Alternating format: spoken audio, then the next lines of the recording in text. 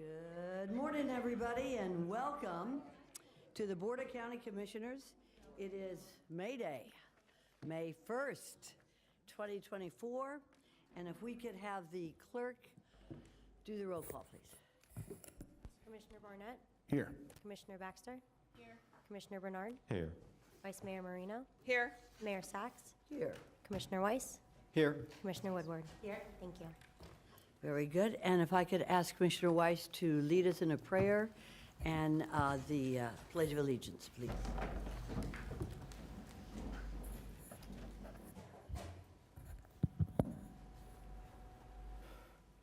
Father, help us to be sensitive to what is happening to those around us. Make us aware of the concerns of others and guide us through the decision process that is before us today. Give us the strength and courage to do what's best for all those who come before us. Amen. Amen.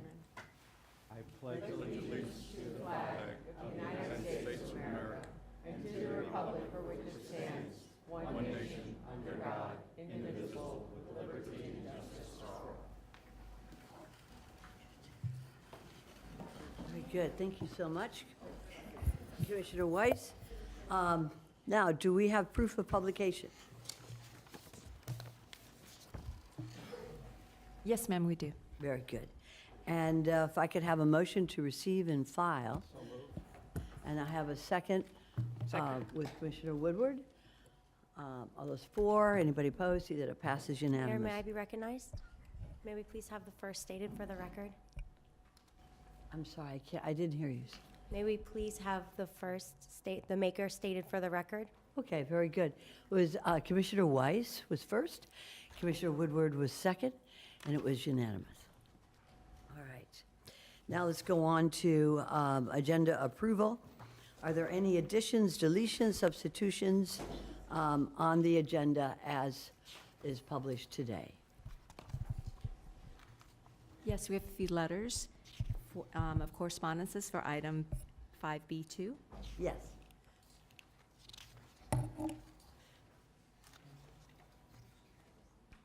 And if I could have a motion to receive and file at this time.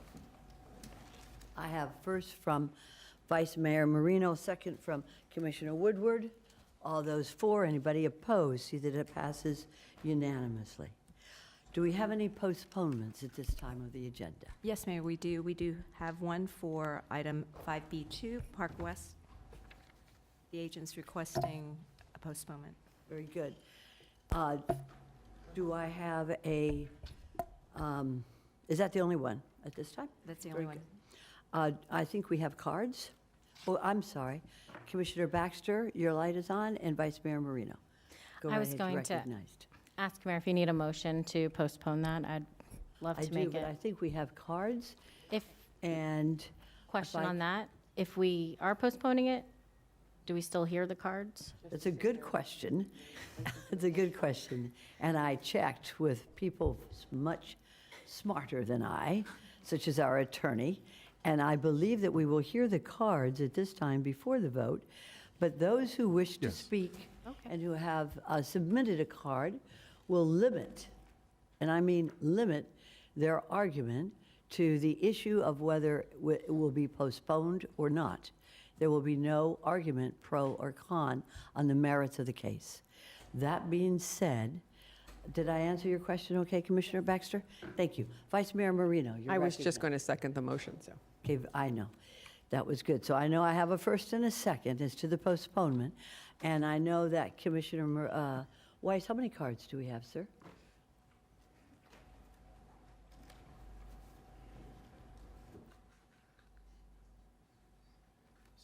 Seven cards. All right, when your name is called, we have two podiums. Come on up and be recognized.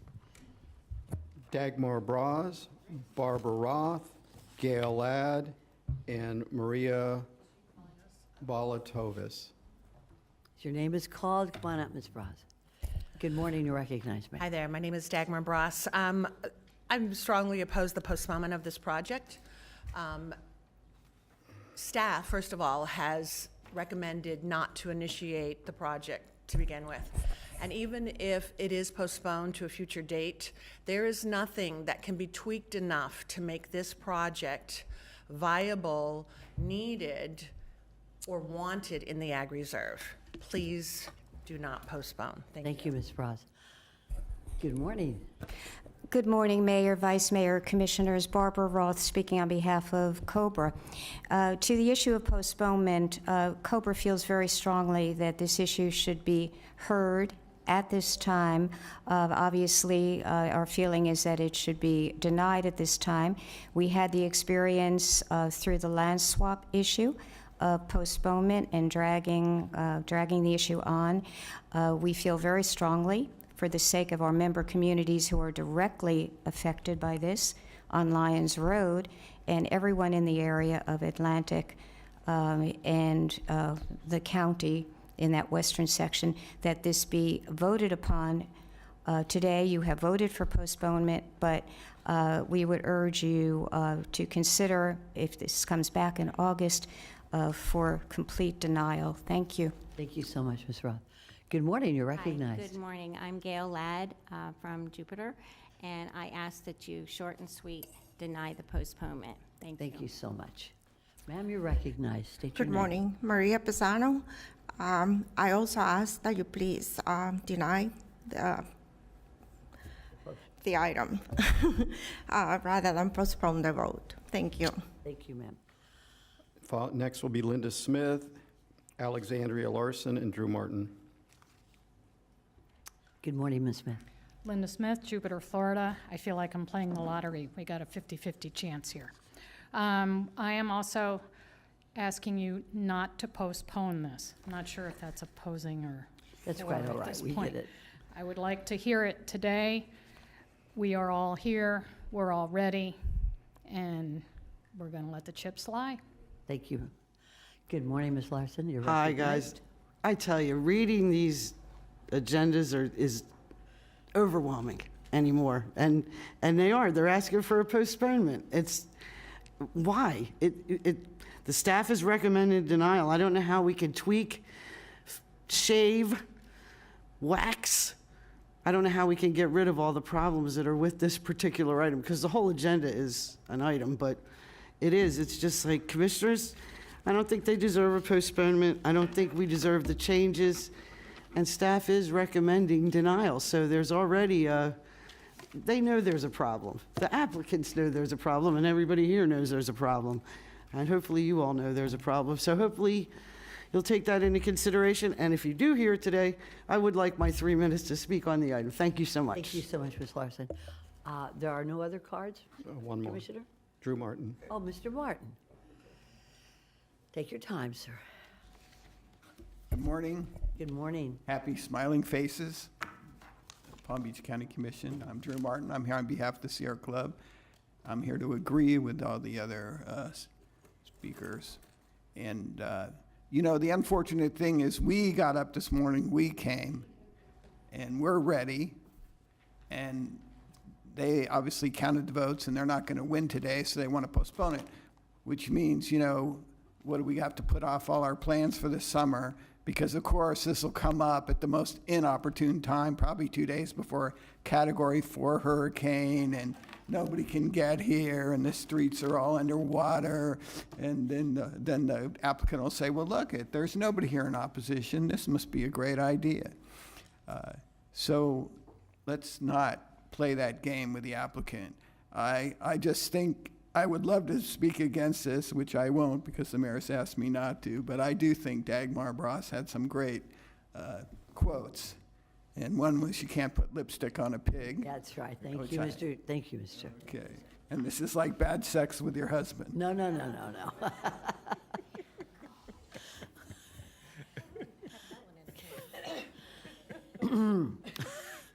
Are there any other cards? No, at this time. Okay, we're ready for a vote. Commissioner Woodward, your light is on. You're recognized. I just have a question for staff, or I guess the attorney. If we were to deny the postponement, hear this item, and we were to deny it because it's a text initiation, what would that do? Is this one of those where it kicks it for 2 years, or is this something where they can come back anyway? No, since this is just an initiation, they would be able to come back within, basically whenever they want, try to bring it back. Commissioner Barnett, you're recognized. Thank you, Mayor. I was just asking if the applicant will have a chance for a rebuttal.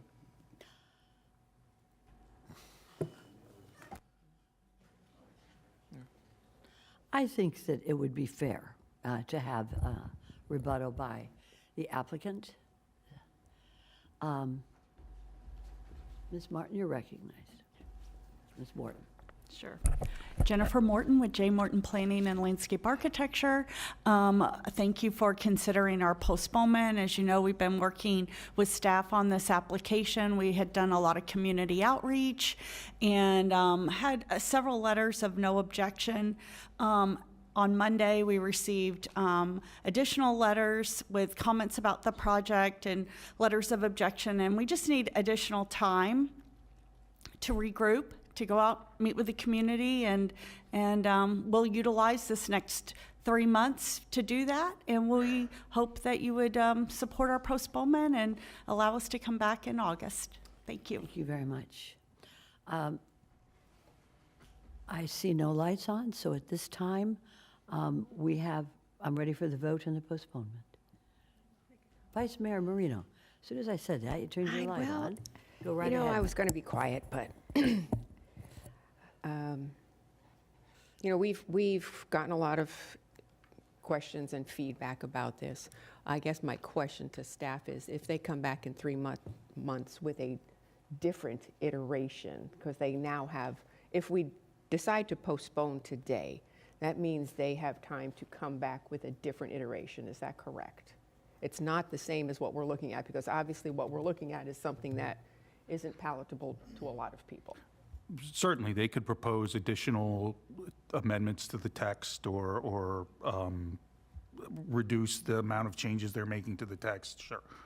Because and I met with, I think it was Attorney Hartzell yesterday, said we know that, something is going to be on this property, so I don't think we should deny and say nothing is going to be in this property. Everybody has a right to use their property. So, I mean, Mr. Hartzell said, yes, we understand this will probably be, it is a multiple use property. So I would be in favor of postponing. I do see it coming back in there should be a diet to this. So see it coming back in something a little more palatable for the community. Thank you. Thank you very much, Vice Mayor. All right. I think we're ready for a vote unless anybody else has any issues they'd like to discuss. And did I have a first before? Yeah, I did. I think so. I had a first from Commissioner Baxter and a second from the Vice Mayor. Are those for? Anybody opposed? See that it passes unanimously, 7-0. This issue is postponed indefinitely. Thank you. Moving right along. Adoption. Okay, I guess at this point, we're going to move to adopt the agenda with the postponements as stated. And do I have a motion to adopt the agenda? Wow. You two fellas are just about tied there. You'll take second? Okay, all right. Commissioner Weiss says first, and second is Commissioner Barnett. I'll speak into the microphone. All those for, anybody against, see that it passes unanimously, 7-0. Now we're going on to page 2, public hearings. Amendment round 24, A2 adoption. Let's look at that right now. And do we have a staff? Yes, this item was for adoption, and it was heard by the board back in January 12th of this year. And there are basically technical comments from FDEP during the state review, and we've included that as modified in Exhibit 1. If you would like, staff is available for a presentation. Very good. Do we need a presentation by staff at this time?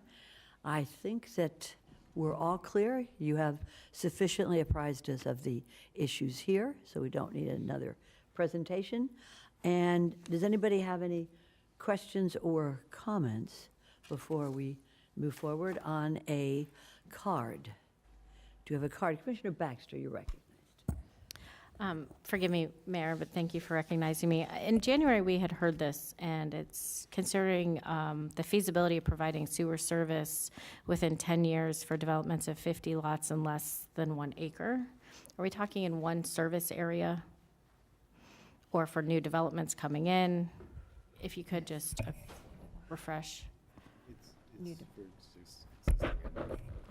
It's for both existing and new developments. But nothing in this would, I guess, preclude it from not just having, let's say they wanted septic tanks. Yeah, I believe that it's really just to make sure that there's planning involved with water sewer and the infrastructure needs, and there's a timeline for the 10 years, and then when it needs to be installed as well. And thank you. Forgive me, it's been a minute since we've heard it. Thank You know, you're so soft-spoken. Oh, We're going to need you. I will shout. Very Sorry. good. Did everybody hear? No.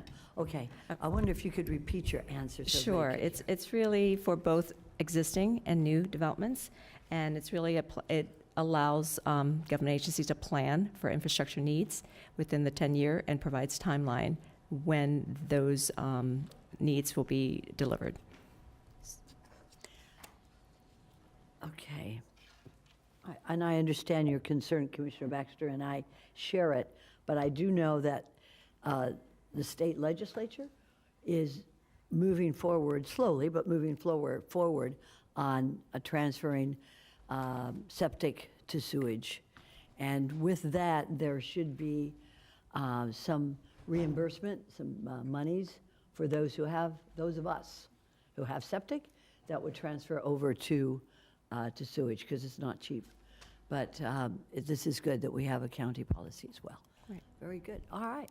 Any other questions or comments about this issue? Very good. Seeing none, I think we can move forward on a vote. And we do, I'm sorry, Ms. Larson. Come on up. We're going to have you sit a little closer to the front. That's okay. I've been sitting in that seat for 25 years. Go right ahead. Just have a little plaque on it.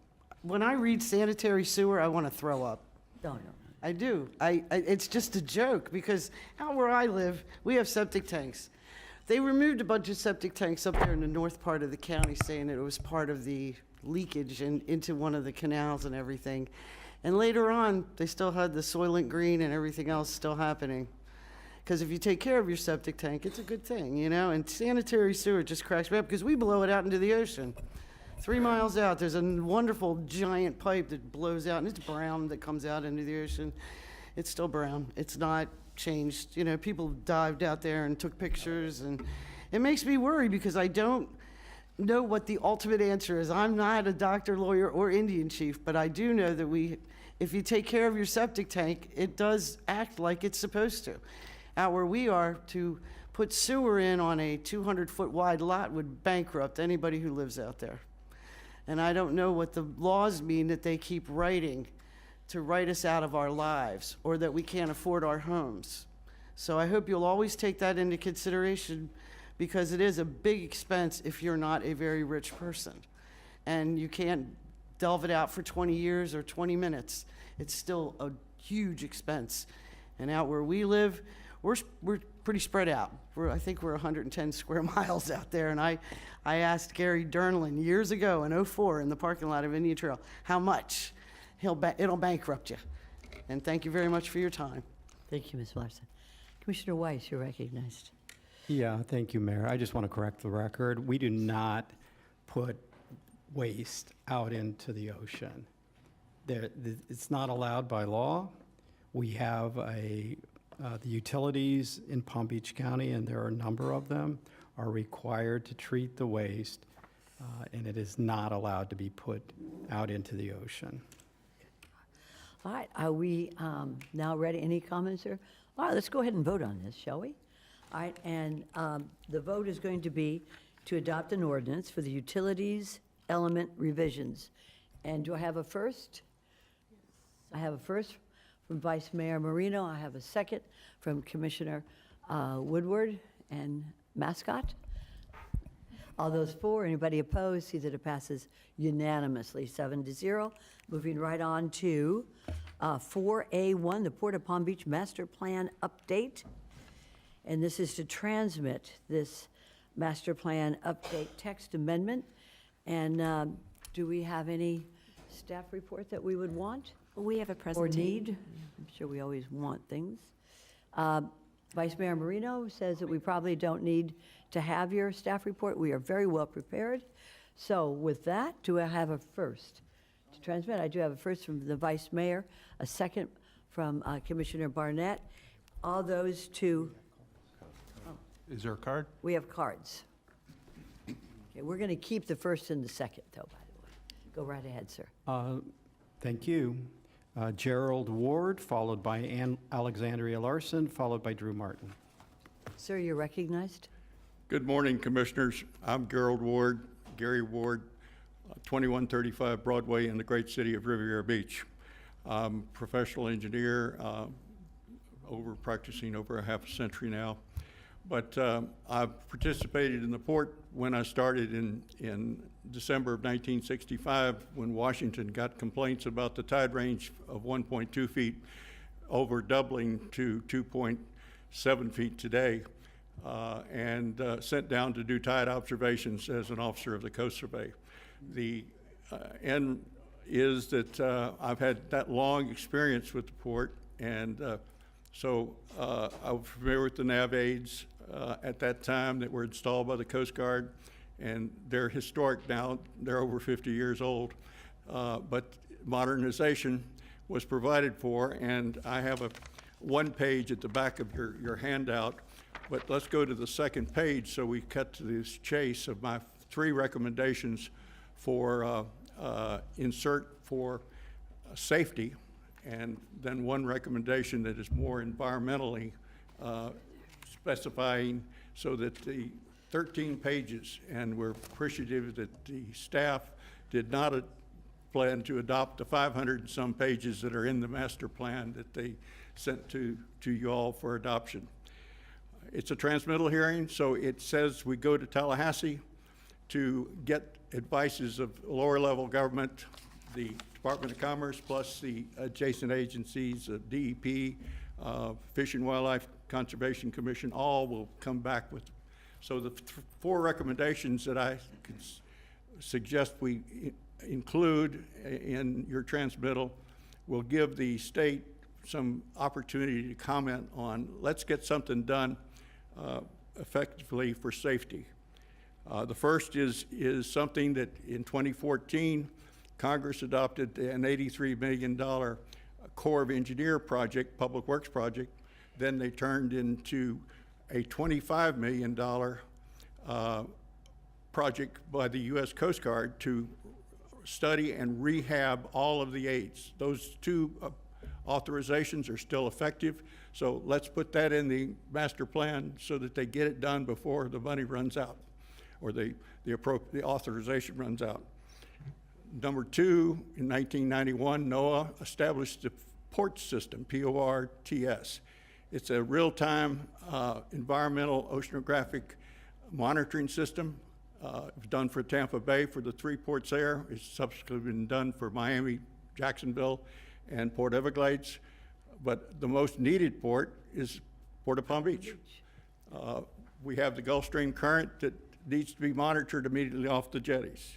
Number 3, in the process of long delayed, this should have been done in 22, we're now 24, the port towing, the tug assist company, and the port captains produced a report which is incorporated in my 23 June letter in your backup, but we'd like that to be considered also.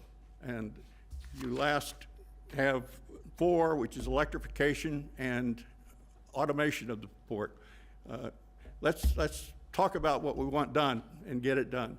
Appreciate it. Appreciate including this. Thank you. Thank you, sir, and I appreciate your service with the port. Thank you very much. The next card is Ms. Larson. You're recognized, and after that, Mr. Martin.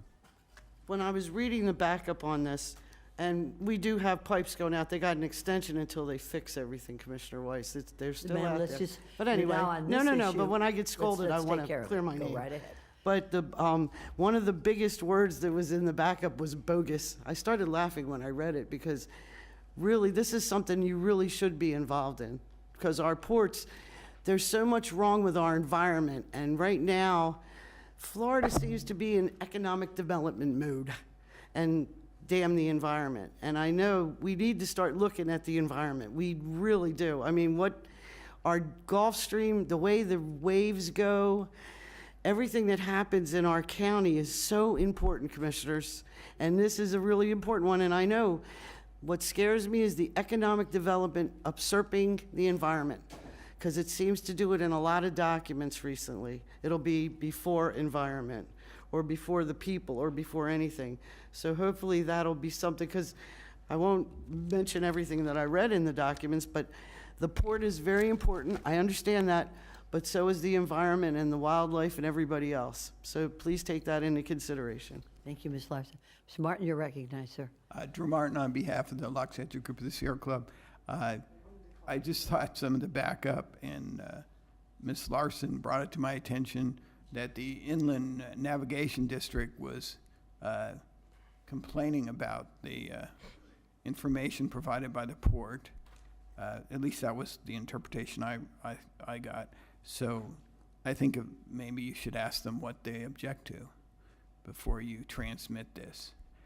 The main concern we have is, first of all, electrification. Yes, when you have the diesel fuel, which is very dirty, being used in the port, the ships should be hooked up to electrification so they can run their own power off the land, and they're not using the dirty fuels on the ships. We don't want to see any major dredging projects which are harmful to the reefs, and the turbidity comes from these projects. So it's while we're sympathetic, it's important that you utilize the existing channels, and that's important so that you do not open up the port to large dredging projects that are going to damage the reefs. The other thing is the right whales have been, the calves have been killed by ships moving too quickly. I suggest that in something in the port, that you instruct the port to have ships slow down. And if NOAA is involved in monitoring the whales, which they should be, then there should be attempts to determine if there are right whales in the channel when the ships are coming in and out, so that the calves are not killed. There's only about 100 some right whales in the world today, and every time you lose a calf or injure a mother, it's a serious environmental issue. So those are some issues which I hope you will consider as you transmit this. Thank you. Thank you very much, Mr. Martin. If there are no more cards, we have a first and a second. All those in favor, anybody opposed? See that it passes unanimously, 7-0. Thank you very much. All right, we're going to move right on to 4B1, Central Park Commerce Center, MUPD. And at this point, do we have any anybody here who would like to hear a staff report? Or has everybody been pretty much ready? Ma'am, you may be recognized. Hi, for the record, Joni Brinkman with Irma Design Studios on behalf of the applicant. I do have a presentation. The only thing that's really changed from when you initiated this amendment was that we actually decreased the acreage a little bit in the request. So I do have a presentation if you'd like to see it. Otherwise, All right, let's see if what the appetite is of the commission. Would anybody want to see this presentation on this side? And not that we wouldn't like to see it, but that I think that we're already pretty well briefed. Thank you so much. Thank you, Mayor. And do we have any cards? Yes, we do. Okay, so why don't we hear the cards, and then we can proceed accordingly. Go right ahead, Commissioner Weiss. Thank you. Linda Smith, followed by Ernest Cox, followed by Alexandria Larson, followed by Drew Martin. Very good.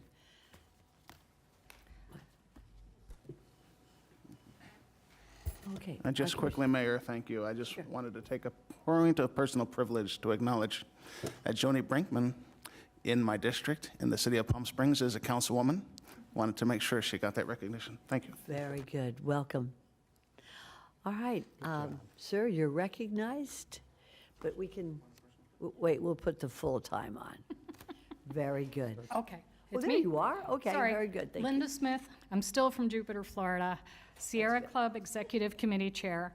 I just want to emphasize privately proposed future land use atlas and text amendments. This property in 2016, 2018, 2022, and now in 2024, they've gotten 3 previous approvals. The board has already granted these requests. This is the 4th time.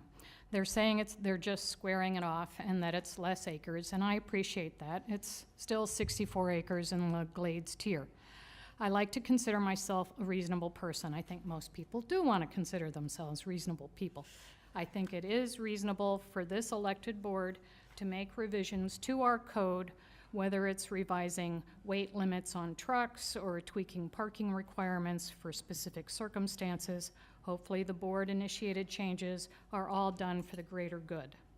If an owner wants to come before the board and ask for a text amendment, they are allowed. True, it's their property. And they can ask for a text amendment, and they are allowed to do all this. If they ask for too much, it's reasonable to ask the board at their discretion to deny it. Privately initiated amendments are primarily for the benefit of the owner of the property.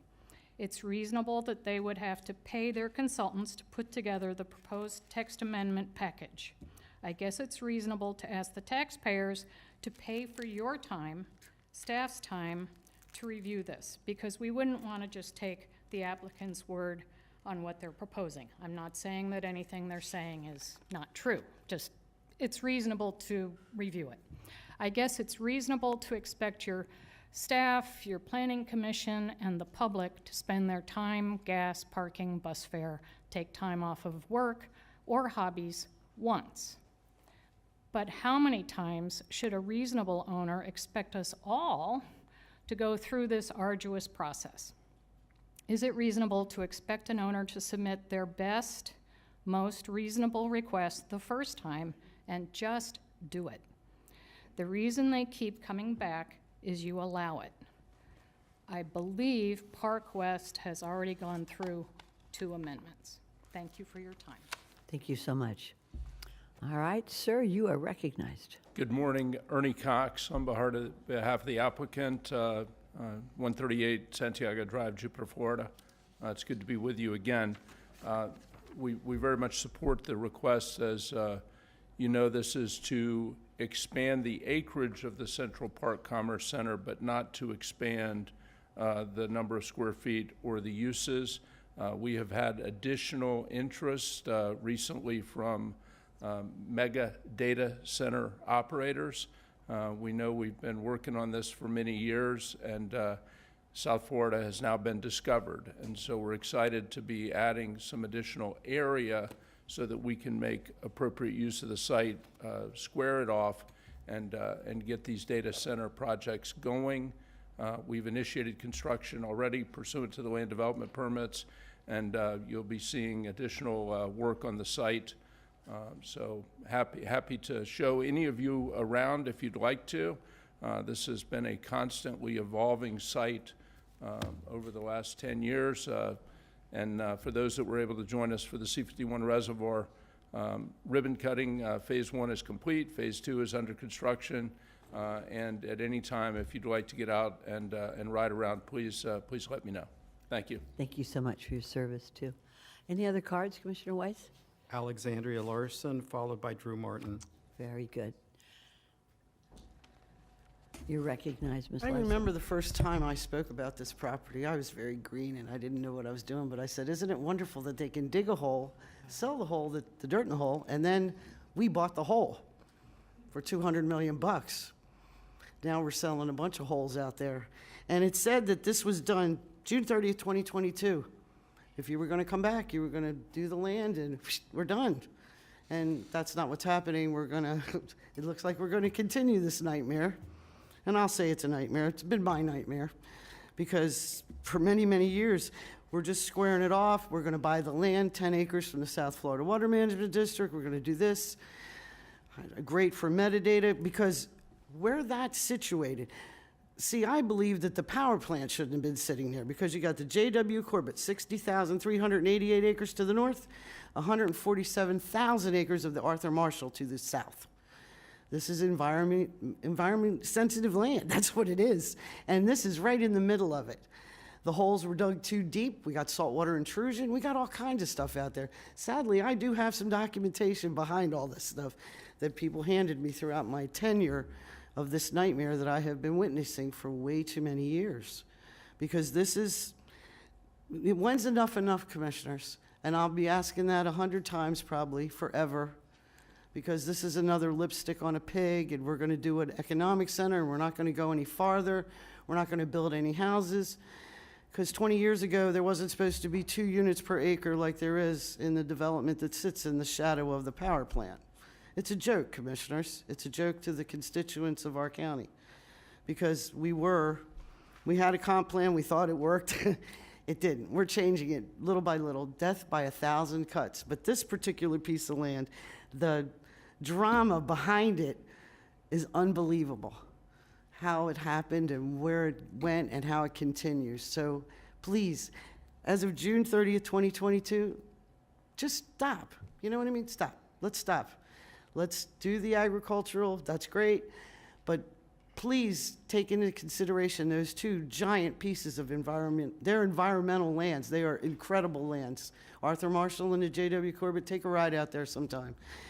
There's a lot of peace out there. We don't want to lose our peace. Thank you, Mr. Martin. You're recognized, sir. Drew Martin, I'm here on behalf of the Luxature Group of the Sierra Club. My greatest concern is just the location. This is too close to the ag tier. The Grappo, I think, Grippo, whatever it's called.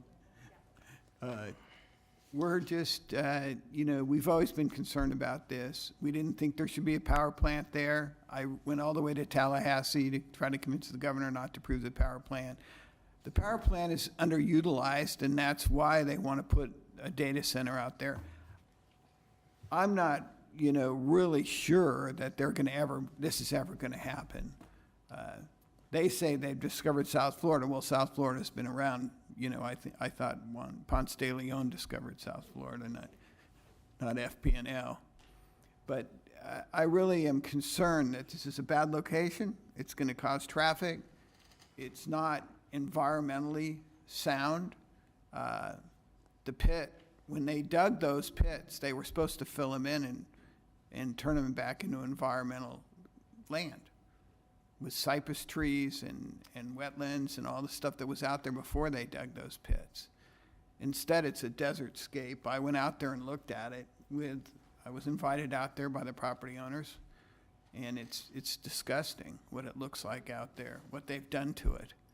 And when I first moved to Palm Beach County, I remember flying, and all that land was dark, and it was preserved. And now it's all, if you approve this, which I knew you will, you're going to approve this text amendment, and they're going to build on this, and ultimately they're going to come back and they're going to want to build further west and further west and further west, and that's going to be the end of Palm Beach County as we know it today. So I know you're not going to vote no, but if you so happen to think about it, I hope you'll consider what is going on to the land in Palm Beach County. Thank you so much. Thank you, Mr. Martin. There are no further cards, Mr. Weiss, Commissioner Weiss.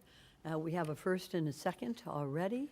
So, all those, no, we do not. Right, okay, you're the boss. Do I have a first to transmit the Central Park Commerce? I do. Commissioner Baxter, and the second is the Vice Mayor. Of those 4, anybody opposed? See that it passes unanimously. Very good. Moving right along to the regular agenda, and we're looking at environmentally sensitive lands text initiative. And we're going to have 2 motions and votes on this. And if we could have staff would you like to give us a short presentation? Yes, good morning. Thank you. Good morning. So this item and the next two on the agenda are text amendments for initiation. So as an overview, all comprehensive plan text amendments require initiation by the Board of County Commissioners and can be privately proposed or proposed by a county department. So the initiation by the board authorizes staff to accept the associated future land use amendment, but it does not indicate approval. Planning staff then provides the full staff report and recommendation at subsequent public hearings for the board's consideration. So just giving you a quick overview of that. Related to this item, this is a county proposed text initiation, and it was requested by the Department of Environmental Resources Management. They are looking to propose updates to the Unified Land Development Code definition for environmentally sensitive lands. And then they would like to also concurrently add that updated definition to the introduction and administration element of the comprehensive plan. So if initiated, staff would then review the term for any conflicts with existing policies in coordination with zoning, parks, and And so we are recommending to initiate, and the Planning Commission also recommended to initiate 8-0. And we also have staff here if you have any questions. That concludes my presentation. Do we have any questions or comments? Commissioner Baxter, you're recognized. Thank you, Mayor. I realize this is just an initiation, but is this the extent of the presentation? Yes. I guess I'll initiate, but I would like more information, because even when we did reviews, this isn't precise. What prompted this? Where's it going? Why are we doing this? Sure, yeah, so here I have on the screen, this is the current definition of environmentally sensitive lands in the ULDC. It references an inventory that ERM no longer utilizes in terms of defining environmentally sensitive lands. So they're going to change this definition to more reflect the current status of that definition for them. Mayor, if I may. Sure, go right ahead. So if they're not, this isn't the definition they use anymore, what have they been using? So we do have ERM staff here available to answer that question for you. Perfect timing. Please state your name, sir. Good morning, Mark Meyer with the Palm Beach County Department of Environmental Resources Protection. Very good. Wait a minute. No, Environmental Resources Management. Pleasure to be before the board to answer Commissioner Baxter's question. We haven't updated this definition. It's using 1980s data.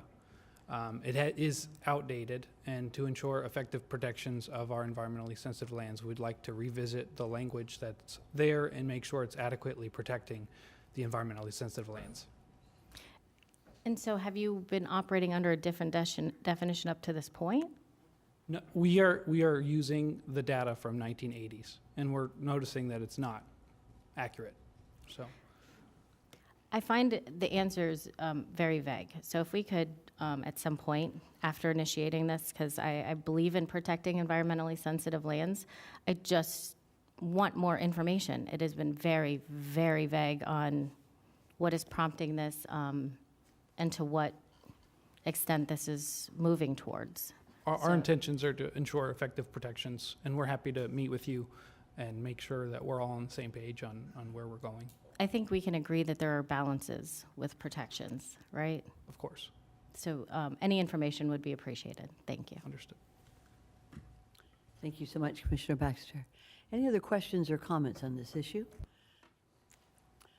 Thank you, sir. You're excused. Do we have any cards? We have 2 cards.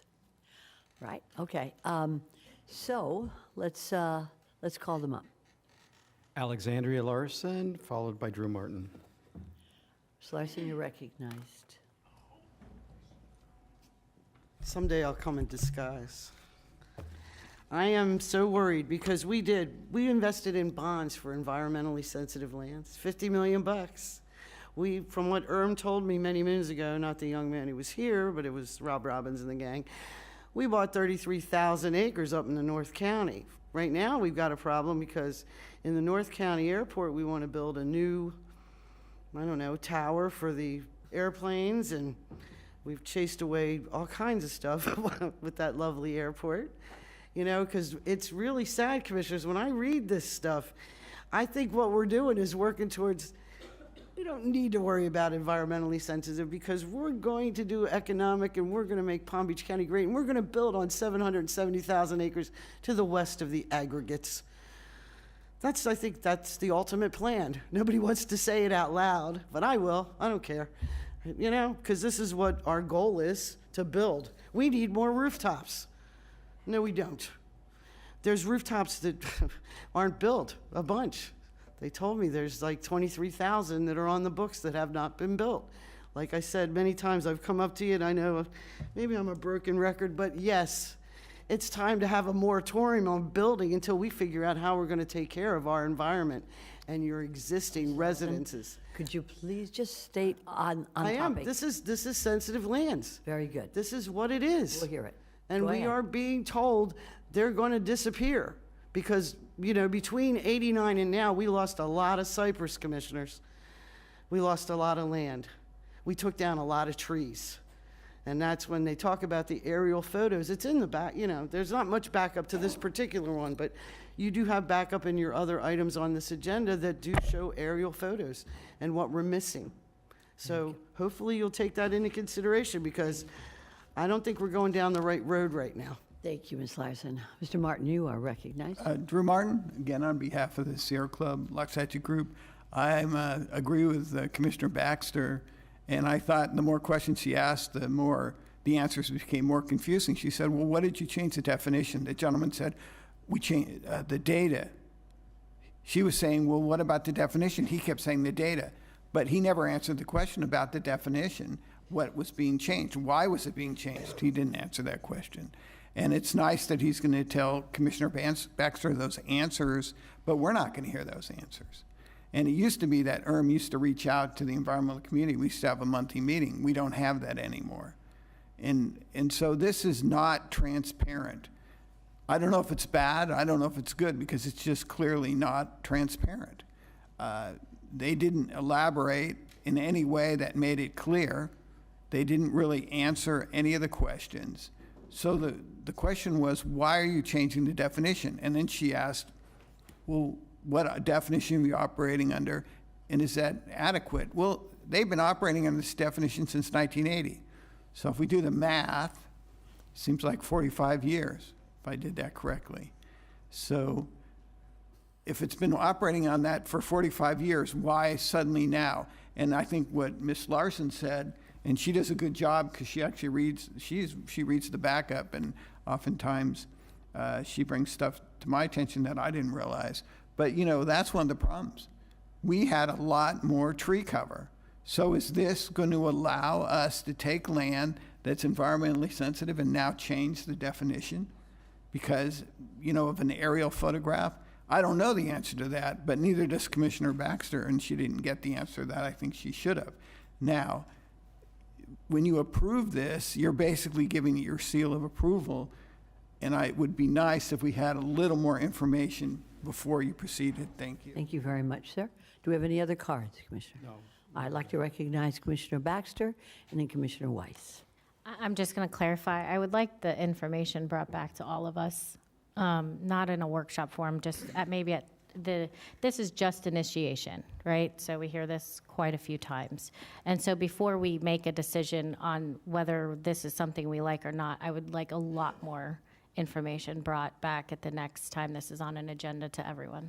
Thank you. May I suggest that staff give us more information to all of us, possibly next week, so that we don't have to wait to the 11th hour before it comes up again, and that would give us all an opportunity to work through it. And of course, this is transparent for any of the matters, issues of the public to review it as well. Would that be okay, Commissioner Baxter? And with everybody else? Because this is an interesting issue, and we all should be certainly apprised of it as soon as possible, as soon as it's comfortable for staff. Anything else, Commissioner? No, okay. Commissioner Weiss, you're recognized. Thank you, Mayor.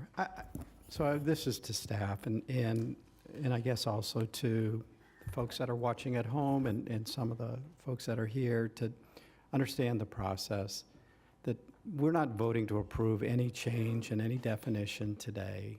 We're giving staff the ability to move forward by initiating this to create the definition. They have not, until we give them permission, they're not allowed to create a new definition. So what this says now is, yeah, we want to move forward. Let's see what you come up with.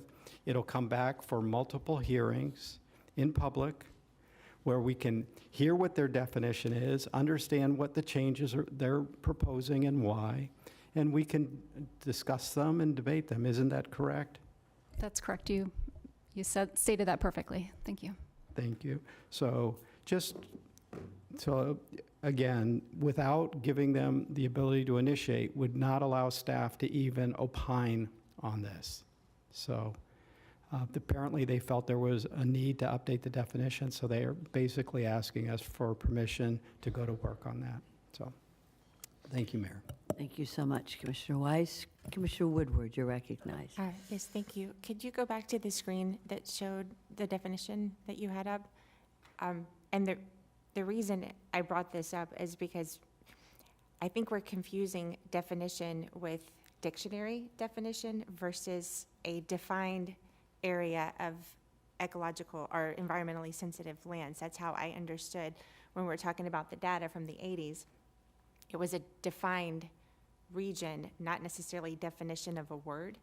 And so, and as I understood with my agenda review, yes, this is very limited information. And as Commissioner Weiss just said, what you're coming back to us with will be a much broader presentation to explain all of this. This was just for you to be able to do that and then come back to us. So I wanted to clarify that. And then the definition part, because it's not word, like definition of a word, but defined locations. Was I right on that, or? I need staff to say yes or no, but no, not. Yes? Yes. Okay. The record reflect that was a yes. So this is really an item in progress. We're going to be working on it. Very good. Any other questions or comments by members of the staff or members of the commission? If not, do I have first? Now we have two motions. The first is to initiate the environmentally sensitive lands text amendment. And do I have a first by Vice Mayor Marino, a second by Commissioner Weiss? All those for. Anybody opposed? See that it passes unanimously, 7-0. Looking at the second motion, to initiate the Associated Unified Land Development Code amendments. If I have no questions or comments, I'm going to proceed with the first by Vice Mayor Marino, second by Commissioner Woodward. All those for. Anybody opposed? See that both motions pass unanimously. Very good. Moving right on to, okay, 5B. Okay, so I think we have, and I'm asking now for a little assistance and counsel from our attorney. With regard to 5B, have we taken care of that, or will that be taken care of with 5B1? So 5B1, we have not heard yet. 5B2 is the item that was About postponed. 5B? 5B is just the heading for Excellent. Okay, very good. Let's move on to 5B1, West Delray RV Resort text initiation. Good morning. Good morning, Commissioners. I am Lauren McClellan with J. Morton Planning and Landscape Architecture. On behalf of the applicant, I will be presenting the West Atlantic RV Resort text initiation application this morning. I also want to point out that the Fina family is here with me today. Can wave? And they're the applicants. The application before the board is a text amendment to allow a recreation vehicle motor coach resort within the agricultural reserve on property designated as commercial recreation. So the subject property that will utilize this text language is a 10.11 acre property. It's located west of State Road 7 on the north side of Atlantic Avenue. Some of you may remember this piece. It was in a couple of years ago for a commerce designation. At that time, it was generally recognized that the site wasn't appropriate for a single family use, but there were concerns that were mentioned regarding the proximity to the Loxhatchee Wildlife Refuge as well as to the West Delray Regional Park. So that being said, is where we are today. So we have a use that is more complementary to both uses. And that is further evidenced by the fact that staff is recommending to initiate the amendment, as well as the unanimous support from the Planning Commission to initiate this amendment. So now I just want to point out some of the surrounding uses in the vicinity of the property. As you enter the west side of State Road 7, at the southwest corner of Atlantic Avenue and State Road 7 is the Wawa gas station and commercial strip. Beyond that is the entrance to the post office on the south side. And then as you continue west on Atlantic Avenue, there's a variety of agriculture uses, some landscape services, and then an FP&L substation on the south side, south of the property. And then immediately to the west and north of the subject property is the West Delray Regional Park. And then further to the west of that is the Loxhatchee Wildlife Refuge.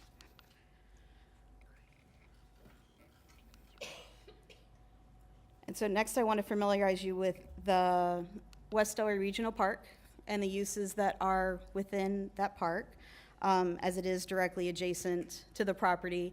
And the tenants of the RV Motor Coach Resort will likely utilize this park.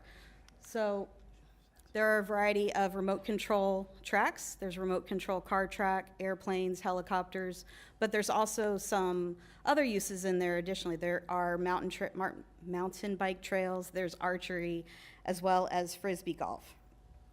And all of these amenities will be something that's enjoyed by the tenants of the RV resort. So now just to get into the Loxhatchee Wildlife Refuge, because the residents wouldn't only take advantage of that, they would be able to take advantage of the Loxhatchee Wildlife Refuge. And just to note that the entrance to the Wildlife Refuge is only 3 miles to the north of the subject property on Lee Road. There's a variety of uses within that park. If you haven't been, there are a variety of trails. There's a beautiful boardwalk. The Loxhatchee Wildlife Refuge is 145,000 acres, and there's 300,000 visitors that come to this park a year. So that equates to about 822 visitors a day. So there's also hiking within the park, various different hiking trails and biking trails. They also have canoe trails. You can do guided tours in the canoe. And then, of course, they have wildlife. You can do bird watching, etc. Still no Oz for that little baby sandhill crane. So cute. So now I want to talk a bit about what an RV resort is and where they're currently located.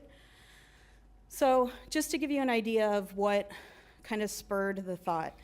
So these are photos of some other motor coach RV resorts in Palm Beach County as well as South Florida.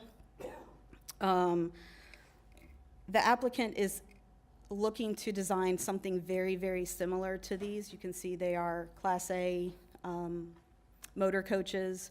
They have a lot of times little amenities to the side of the space where they're parked at, and then there's typically water features and other kind of amenities. There's recreation amenities, there's a clubhouse, there's a pool, all types of those activities.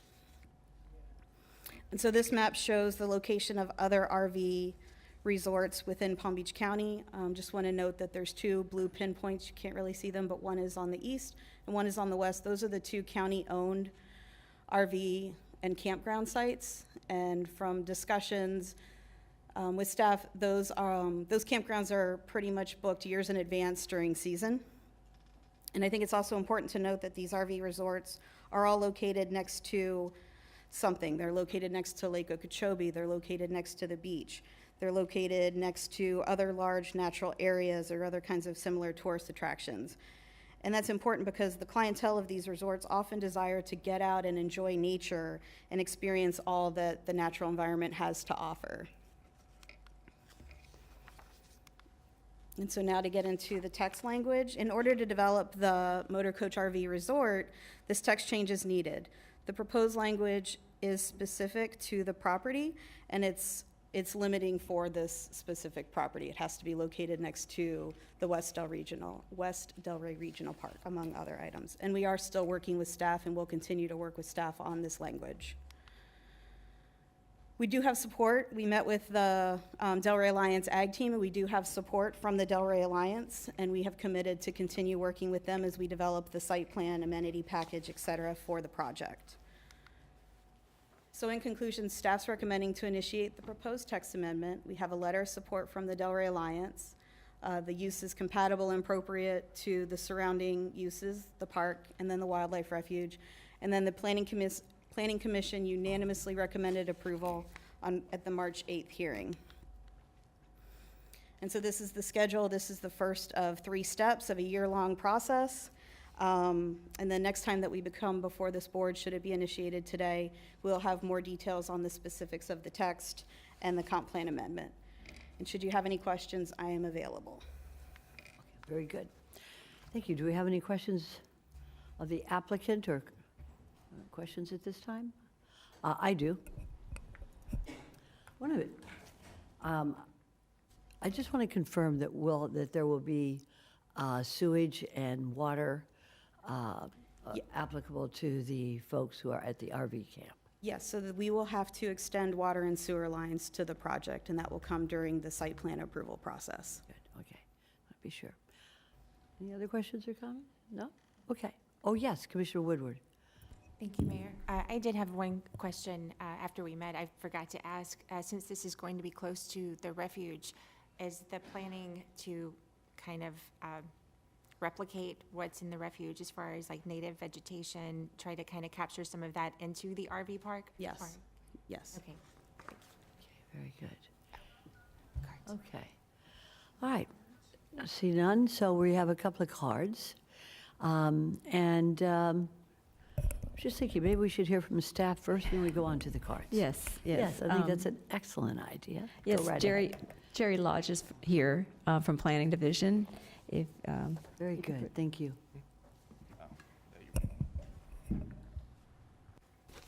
You're recognized, sir. Thank you. Good morning. Jerry Lodge with Planning. This item is the West Delray RV Resort text amendment initiation. It's privately requested. The applicant's requesting to revise the agricultural reserve tier policies in the future land use element to allow recreational vehicle parks in the commercial recreation FLU. The proposed text amendment includes criteria which include a minimum of 5 acres. It has to be located adjacent to the West Delray Regional Park and preserve area requirements that are consistent with the existing AGR NVPD requirements. So the CR FLU is included in the plan to accommodate a need for both public and private and commercial recreational uses, which are generally large in scale, and they're meant to serve both the local and tourist populations of the county. There's a handful of properties throughout the entire county with the CR FLU, and those include the South Florida Fairgrounds, Lion Country Safari, the Crooked Hook RV Resort Campground, and there's also 4 golf courses with the CR FLU. In addition, there are several sites developed with their underlying residential or industrial future land uses.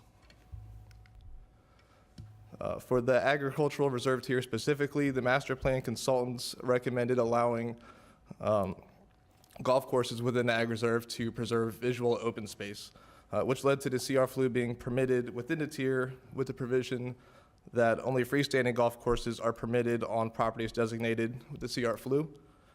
To date, there's no freestanding golf courses within the ag reserve tier, so no properties in the tier currently have the CR FLU.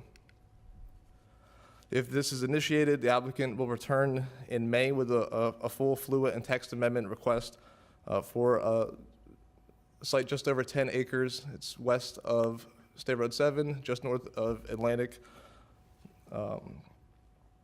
This, as mentioned by the applicant, it has previously been in for a request to industrial, and it was denied by the board in 2022. And I'd lastly like to point out that the site is adjacent to the West Delray Regional Park, which is outlined in blue up there. The companion zoning application will request to rezone the site from AGR to either RVPD or CRE in order to develop up to 121 RV campsites, which is about 12 sites per acre.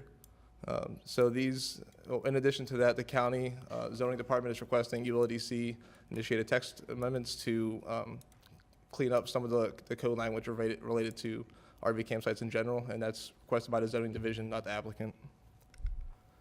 So staff's assessment is that the proposed text amendment would limit the potential for additional RV campsites in a tier as a result of the location criteria.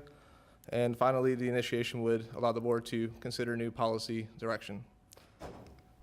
Staff's recommending to initiate, the Planning Commission recommended to initiate 11-0, and there's two motions before you. The first to initiate the comprehensive plan text amendments, and the second to initiate the associated ULDC amendments. Oh, and as mentioned, there is a letter from the Alliance of Del Rey. Wanted to mention it should have been placed at your seats before today. Very good. Any questions or comments to staff? Seeing none, thank you, sir. Okay, anything else from staff at this time? All right. We have cards, and why don't we have Commissioner Woodward, why don't you read the first card? At least the first two cards, and they'll be ready to be recognized. Okay, we have Krista Fine and Gil Ladd. Okay. Good morning. Do we have the other person? And read the next card. We have Maria Paisano Valatovas. Is she here? See, no, Maria? Hi. Linda Smith. Hi, come on up. All right, very good. Ma'am, you're recognized. Hi, good morning. My Good name is morning. Gail Ladd, and I'm from Jupiter. My main opposition to this initiation is its closeness to the Loxahatchee Reserve and Refuge, and the fact that it will add more lighting to an area that the wildlife will have to deal with, more noise, more traffic. I was really surprised that a long time ago, apparently, the regional park was given all that noise, and it's just amazing that the Loxahatchee Refuge animals have been able to survive all this time. However, that's in the past, but I really believe that the wildlife is having to deal with more noise, more traffic. If this is initiated, I really believe that there needs to be very strict restrictions on any paving, any sewer facilities, which I've heard that will be one that's going to be initiated. There should be native landscaping, low lighting to allow for dark sky. I really think that, yes, it might be something that's going to be allowed, but I really think that it's really important that there are these strict restrictions. So thank you. Very good, thank you, ma'am. Good morning, you're recognized. Good morning again. I thought I was not going to speak, but I will just, yeah, okay. So I'll support what Gail presented. I did make in the written comments something about camping facilities, but I meant like tent camping. This is an area like you was presented that has a lot of visitors. I don't think we have tent camping available in the south end, so maybe that would be a consideration. It's a very different possibility for people to enjoy tent camping versus RV camping. Thank you. Thank you very much, ma'am. Hi, Commissioner Woodward. Linda Smith, Alexandria Larson, Drew Martin. Very good.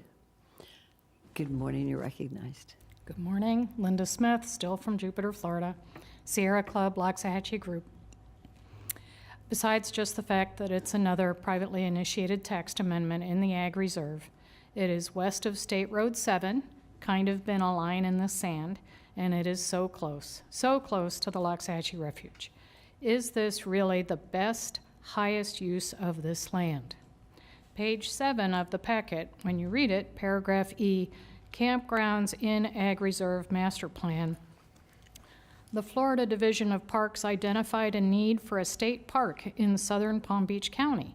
They actually identified 410 acres north of Atlantic and west of State Road 7 as suitable. To me, it looks ideal. The proximity to the Arthur R. Marshall Loxahatchee National Wildlife Refuge is an opportunity to expand passive recreation and environmental features of the refuge. This option needs to be pursued, please now. By developing this site as part of a state park, it will be accessible year-round by all, not just the 121 resort RV owners for 180 days. My question would be, is the resort RV going to allow the public riffraff to use these campsites maybe off-season? And at what price point? Again, as Maria mentioned, there's a lack of camping in the area. Hopefully it can be incorporated into the future park if that happens. When you look at that picture, I think it has great potential for a state park or expansion of the regional park. During the years of discussing the Ag Reserve, many residents have expressed the desire for more parks. Well, here you go. Any land that Palm Beach County owns needs to be used for a highest and best use. I understand you don't own this land, but if you owned the land, it needs to be used for affordable housing or for parks, something for the public good. And as discussed, at least please provide dark sky lighting, perhaps cisterns for irrigation, permeable pavement, solar panels for electric, and size the sewer and water line appropriately to service a public park, not another field of homes. And again, this is just 1,000 cuts to the Ag Reserve. Thank you for your time. Thank you, ma'am. Ms. Larson, you're recognized. One thing, you're setting a precedent. It says so. It's not allowed right now, so you have to rewrite everything to make this work, to put this square peg into a round hole. Because the Arthur Marshall, like I said, it's really important. It's 147,000 square acres, commissioners. It's set aside. It is. In Broward, they had, now you have a line of demarcation in Broward. It's called the Everglades. It stops at US 27. You can't go west. You can't. There was one item there. It's called Holiday Park. Years ago, they took it away. They got rid of it. They made it go away in Broward. So here we are. I mean, do we have to keep reinventing the wheel or changing everything we do? Sewers blow out a lot. The sewer system, you know, throughout the cities in different places. I remember one time right here, it was like 2006, and the head of water utilities, it was a $1.49 part that caused a giant sewage spill. This happens, and the Arthur Marshall is really important to us. I mean, there's some people who really love the place, so please take it into consideration. Maybe sit down with everybody and try to think about this. Will it be part of the greater good? Maybe the woman has a really good idea over there. Maybe something that we've just got to stop, because when they show, I want to keep the green picture up there whenever I speak so I can reference it, because when you look at the picture, it's green or water. That's what's surrounding that area. That's it. So please take that into consideration, because we're losing our green space and we're destroying a lot. We have lost a lot of trees. We've lost a lot. So please take that into consideration. Thank you so much, Ms. Larson. Mr. Martin, you will be recognized in a minute. You're recognized, sir. Okay. Drew Martin, I'm here on behalf of the Los Angeles group of the Sierra Club. I want to thank Gail and Maria and Jupiter. Linda and Linda, yes. You know, my compatriots in arms. I thought Linda did a good job. She researched this, and it could have been a state park. It could be a state park. And I think that would be an ideal. And I also, you know, I worry because it is, as Alex Larson said, you know, it is, you're redesigning this land. You're taking something that's not allowed, and now you're going to allow it. And basically, the idea that you're not going to allow tent camping, you're not going to allow anybody who's not uber wealthy, because these giant RV things that you drive are expensive, and most people can't afford them. And so you're really just limiting this to the very wealthy. Now, my concern is what happens if somebody parks one of these during a hurricane, and where is it going to end up? When the tornadoes come, it's going to end up in the refuge. And, you know, are they going to come clean it up for you, or are they going to expect us to clean it up? And, you know, this is also very wealthy people can come down here from Minnesota in the winter and camp out, but it's not really camping out because they're in this full-fledged thing. So the other question is, they're going to have a hookup, they're going to have a sewer hookup, but are they going to run a diesel engine with a generator, or is there going to be solar? And how are they going to be, what's going to happen at night? Is there going to be noise? Is there going to be light? And how is this going to impact the wildlife? It seems to me that this would ideally be better suited to be a state park. But if you're going to open it up and you're going to change this, then it needs to be very rigorously done. One thing that concerns me a lot is a lot of these property owners come in, they say, we're going to do this. You approve something that seems somewhat innocuous, and then it doesn't work out. They come back and say, well, I can't make any money. It's not profitable for me. So why don't you just let me do townhomes? So I want to make sure that this is not opening up the door to something else when they come back to you 5 years from now and say, well, we really wanted to do that, but it didn't work out. We had this happen to us with other types of developments. So I think it's really important that there be some sort of a timeline that expires. If they don't make this happen, it does not leave it open to other applications or changes. And I appreciate Commissioner Woodward's comments about sensitive landscaping. Thank you. Thank you very much, sir. Commissioner Woodward, are there any more cards? Yes, 2 more cards, Suzanne Mulvihill and Melissa McEwen. Very good, thank you. Now you can go. Good afternoon, Commissioners. Just 1 second. Commissioner Bernard, would you go ahead and start the clock? Go ahead. Want me to begin? Thank you. You're recognized. Good morning, Commissioners. Suzanne Mulvihill, former property owner in the Ag Reserve. I'm excited about this project. I think it's, first of all, it's a legacy owner. It is someone who's owned this property prior to the mass zoning change that took these property, that restricted, we're going to use the proper word, that restricted their property rights.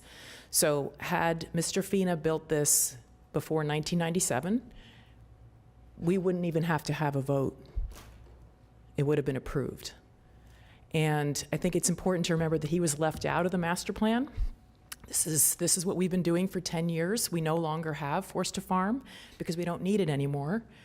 Because one by one, this commission and prior commissions have worked with the property owners in working together in what's good for the community. And I honestly think that this is a great use for this particular piece of property. I used to live on West Atlantic on the corner. Actually, I lived on my daughter's property for 7 years, from 2013 to 2020, and would bike ride regularly past Mr. Fina's property. And I think it's a great use. I really do. So congratulations for one more property owner meeting their needs and recognizing the legacy farmers. Thank you very much. Thank you, ma'am.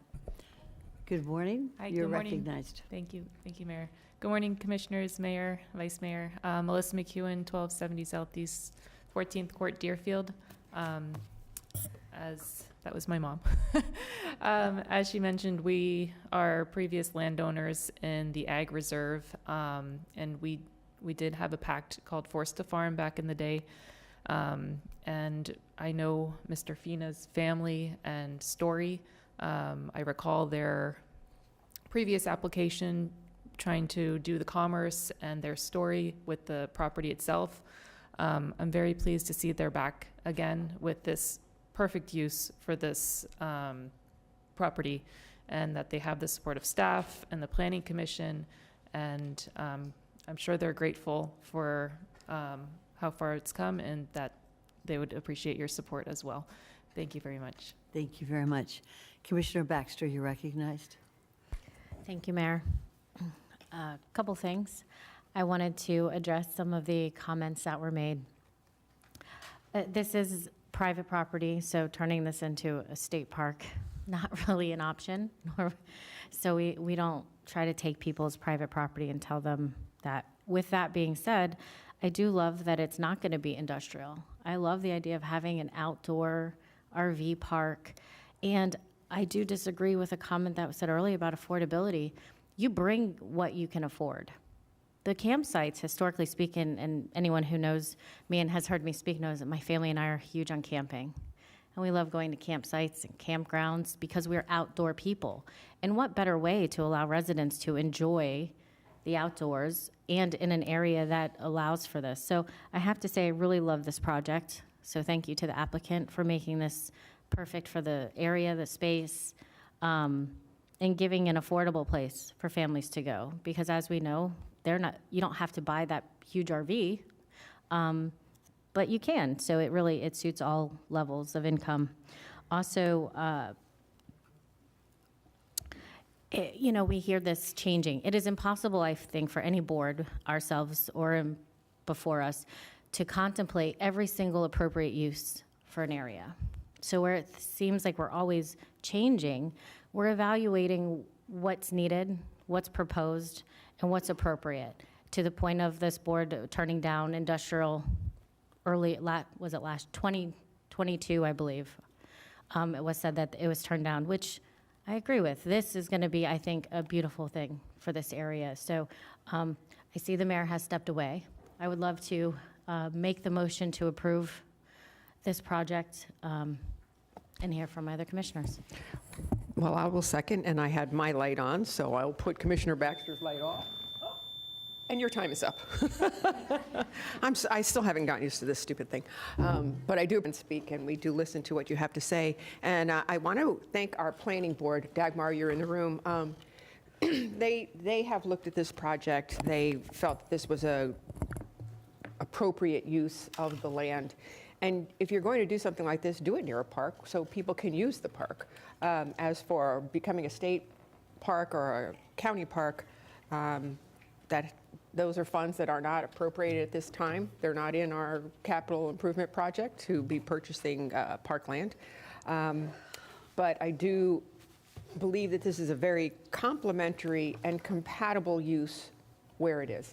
Now, I also have one of these RV parks up in the north end of the county, which there was a picture shown, and it has been a very successful park.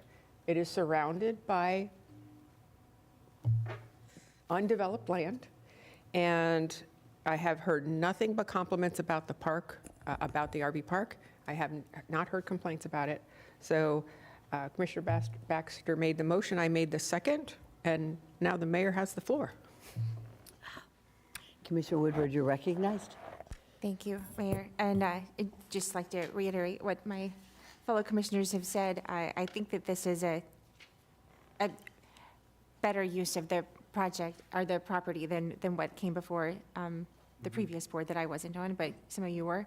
And that, as this is initiation, this gives us time to work with the applicant and make sure that we do address any of the environmental concerns next to the refuge and like make this the best potential park, because I think it could be a good asset for the area. And again, a lot of people visit the refuge, and this West Delray Regional Park could even see some improvements just from having this coming up nearby, and we could have some improvements there as well. So yeah, thank you. Thank you so much. Any other comments or questions by members of the board? I have a few words to say. This is my area. I've been to the site and I visited the family. And I congratulate and I really thank you to Mr. Fina and his family for finding a suitable use for this particular area.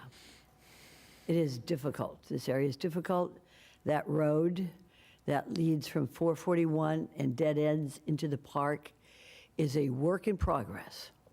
And I have made a commitment, and the private landowners made a commitment to us, to me as a county commissioner, for that area, that we will work together to clean it up.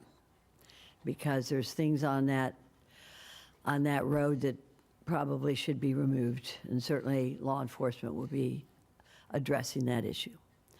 The landowner has already also made a commitment to me that we will work together on the applications so that anybody who wishes to use that campground we will know that they are not sexual offenders or sexual predators so close to a park. We will also be reviewing the application for how the length of stay, the minimum and the maximum, and how they will use that RV park. So I am certainly for this. I think it's a testament to a private landowner, what he wants to do with his land, that also works with the needs of the residents in that area. And I think this is going to be a good thing. I never thought of it, never thought we could have it. Some people call it glamping, I guess, or whatever it is. It sounds like a sort of a trendy idea. So I look forward to seeing it come back again before us with those issues that I just addressed a few minutes ago. So with that, I think we are ready for a first and a second and a vote. I think we already have a first. We have first from Commissioner Baxter, a second by the Vice Mayor. All those for. Anybody opposed?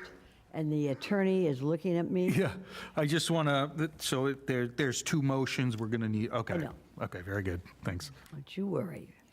I got you covered. All right, all those for, anybody opposed, see that it passes 6-0. Now we're going to go on to the second motion. It would be to initiate the associated Unified Land Development Code amendments.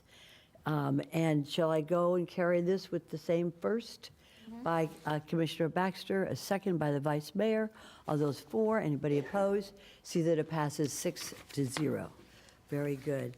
Thank you very much for that. And now we are going on to 5B3, Rawlings Estate Text Initiation.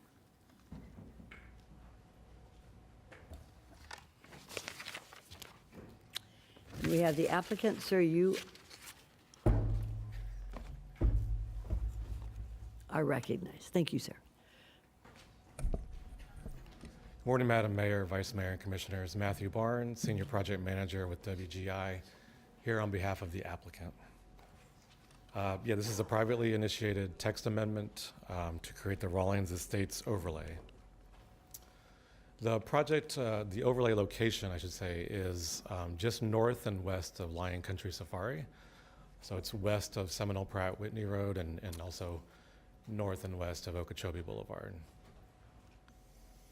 It is located within the rural tier and abuts the exurban tier on the east side of the overlay. If it's initiated today, what we follow up with is next Wednesday we would file an application for a future land use atlas amendment to change the land use from RR10 to LR1. And then the following Wednesday, on the 15th, we would file a Class A conditional use application, which would basically be the zoning application for the preliminary subdivision plan, which I'll show you here in a minute. The text amendment is pretty simple. It's, it defines the boundaries of the overlay, basically. The purpose is to allow development on this property that is consistent with the lot pattern that's around it. Then right now there's 4 main criteria that's in the overlay, which is that we must file concurrently with the text amendment. We must file the land use atlas amendment and the zoning application so that the county can see exactly what it is we're proposing. The acreage must be a minimum of 100 acres. The property is 104 acres. The density is limited to a maximum of 1 unit per acre with no further increases through TDRs or workforce housing because it is in the rural tier. And then the minimum lot size shall be 1 acre. And regarding lot size, I do want to point out that, you'll see on the next slide when I show you the preliminary subdivision plan, we have 1 acre lots, but the property is 104 acres. We're proposing a maximum of 58 lots. You do the math, that's 1.79 acres per lot on a gross basis. So, in the acreage right next to us, to our east, those lots on average are 1.24 acres per lot, and those are, lot line to lot line. All the roads are in easements and the drainage are in easements. You can't build like that under today's code. So, on our property, which I'll go ahead and go to the next slide, you can see, so we have an internal road, we have internal stormwater drainage, we have preserved wetlands, we have preserved uplands. All of those areas are not counted towards, our lot areas, but yet they're still part of the property and part of the project. So we're actually, less dense on a gross acreage basis than the acreage to our east. So this is the proposed subdivision plan. Again, this will evolve probably as we go through the zoning process, but for now, this is what it looks like. Again, 58 lots at the most. Most of the lots are concentrated on the north parcel. There are 2 different pieces to this property separated by a road that serves the Indian Trail Improvement District impoundment facility, with the majority of the southern parcel being set aside for an upland preserve, as well as preserving 3 distinct wetlands. The process is, you're familiar with this probably, so if it's initiated today, again, in the next couple of weeks, we'll be filing the 2 applications, land use and zoning. We would go through the process with staff and all that, likely to come back to the Planning Commission sometime in September or October for transmittal of both the text amendment and the future land use atlas amendment. Come back to this board probably in November for the same thing. December, January-ish, we would be at the Zoning Commission for the zoning application, and then back here February or March of 2025 for everything all together. We have had outreach. This is in the Indian Trail Improvement District area, so we actually went to their board. We've been talking to their staff for a long time. We went to their board on March 27th to what they call initiate the activation process. We would need to connect to 180th Avenue North on our east side. That's an Indian Trail Improvement District maintained road, so we would have to pay our fair share for the maintenance of that road, as well as our fair share of the maintenance of the surrounding drainage that we would be discharging into. Just want to point out too that Indian Trail Improvement District is part of your DRO review process. So that means that they're going to review in very great detail the preliminary subdivision plan that will be submitted here in a couple of weeks. We've also had one-on-one conversations with local stakeholders, leaders of the Acreage Landowners Association and other Indian Trail Improvement District, board members. That's it. I'm here for any questions you may have. Good, thank you very much, sir. Does anybody have any questions or comments on the applicant? And I'm going to recognize Commissioner Baxter. You might want to hold on to that for just a minute, sir. Okay. Commissioner Baxter. No, more so comments. Thank you, Mayor. I wanted to thank the applicant. When this was first brought to me, it feels like forever ago now, honestly. They asked what would be suitable, and I said something that suits the area, the surrounding area. So I just want to reiterate how grateful I am that you stuck to the 1 unit per acre, and even at a gross of 1.7, if you take into account all of the land. It just makes a lot of sense, and for such a large tract that is available, anyone could have put anything there, but you did exactly what I think is best for everyone around, and that is matching the surrounding area. I'm sure Ms. Larson will give us her opinion as well, because I believe she lives pretty close to this, so I look forward to that. But thank you for what you've done. Thank you. Thank you, Commissioner Baxter. Any other questions or comments to the applicant at this time? Seeing none, thank you, sir. Thank you. Staff, would you like to Yes, give us a presentation? Mr. Goodson Travis Goodson from the Planning Division's here to present. Very good. Sir, you're recognized. Good morning, Commissioners. Travis Goodson with the Planning Division. This last item of the day is to consider initiation of a privately proposed comprehensive plan text amendment to establish the Rawlings Estates overlay. And so this is a roughly 104-acre site within the Western Residential Communities, Central Western Communities area of the rural tier. The site is comprised of 2 parcels. We'll do a zoom in here. The applicant's requesting to go from rural residential 1 unit per 10 acres to low residential 1 unit per acre. And if initiated, the applicant will submit a completed future land use atlas amendment application next week. And so just briefly, the intent of the amendment is to request an overlay to, within the rural tier that would allow this subject 104-acre property to develop with a maximum density of 1 unit per acre. And so for added context, as you may recall from prior and recent requests within the rural tier, the overarching intent is to recognize the rural residential and equestrian and agricultural type uses. It sets density and minimum lot sizes based upon the established future land use designation with rural levels of service, and also directs the ULDC to provide for additional rural zoning regulations. This proposed text amendment would establish the Rawlings Estate overlay, allow for a maximum density of 1 unit per acre. There'd be no density bonuses or transfer development rights available.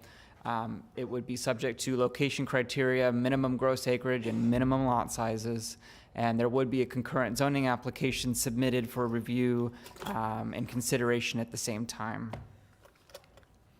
And so staff's preliminary assessment is that the proposed overlay is confined to the subject site, provides an alternative density mechanism than a tier change, and would allow you as the Board of County Commissioners to provide policy direction as to whether or not this idea should proceed. And so with that, staff is recommending to initiate. The Planning Commission recommended initiation 8-0. And similar to the others you've seen today, 2 motions before you: motion to initiate the comp plan text and motion to initiate anticipated Unified Land Development Zoning Code amendments as well. And that concludes the presentation. Thank you. Very good, thank you. Just 1 second. Does anybody have any questions or comments for staff? Seeing none. Commissioner Woodward, do you have any cards? Yes, we have 2 cards, Alexandria Larson and Drew Martin. Very good. Ms. Larson?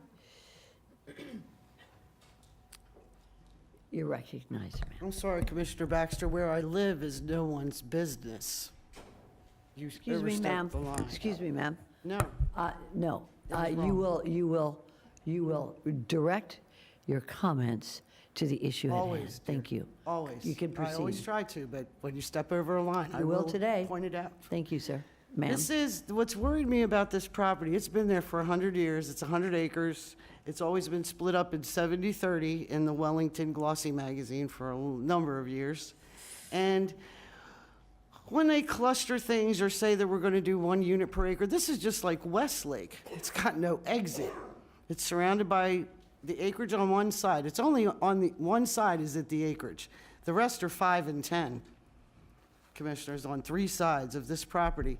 Now, why they can't do 5-acre lots, you know, and make a nice place where the traffic isn't impacting the surrounding area, because there's no exit out of here. They can go out onto 180th and they can go down one of the roads. They suggested one. When it went before the Indian Trail Board, there were only 3 members at that particular meeting. There's 5 members. So there's different things that are always happening out here, but the aggravating thing in this county is they always want more. Whatever you're allowed, you want more. And that's mentality needs to go away, because we do need our green space. We do need drainage. Indian Trail doesn't have its drainage. None. 0. For years, they've been fighting for correct drainage. They do not have the drainage as per the South Florida Water Management District Commissioners. So this is another pave it over, because it looked like a lot of paving on the one area there, and then we'll leave some green space over here, because Indian Trail does have an impoundment area there. There is drainage, you know, but only so much storage. And the one thing that's always been a problem in Indian Trail is no drainage, because Royal Palm took it all. Royal Palm Estates, or whatever it was called, 100 years ago, took the drainage for a very large area called the acreage. So here we are, more building, more building, more building. Eventually, you need to stop, because we will. They're asking for a Cat 6, Commissioner, you know, a new rules for hurricanes. They want a Cat 6. And if that ever hits us, if you ever get an Andrew in Palm Beach County, you will not be able to handle it. You will not, because I worked Andrew. I was down in Miami. I went and cut my assistant out of her house. So please, take this into consideration, because we are facing some different things, different times in when the comp plan was even done, because Andrew hadn't happened when that was done. So thank you. Thank you. Mr. Martin, you're recognized. Drew Martin, here on behalf of the Loxahatchee Group of the Sierra Club. First, I want to say some positive things.